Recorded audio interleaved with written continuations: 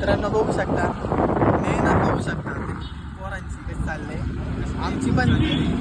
आमची पण गाण मारतायत, त्यांची पण गाण मारून घेत आहेत. त्या आईचा पोहोचला आहे. मेहनत केल्याशिवाय 2 पैसे सुद्धा भेटते नाही. चांगलं मेहनत केल्यावर पण नाही भेटते, पण ठीक आहे. बघू शकता. आता आम्ही चाललेलो आहे, खडद रोडला मटेरियल द्यायचे आपल्याला.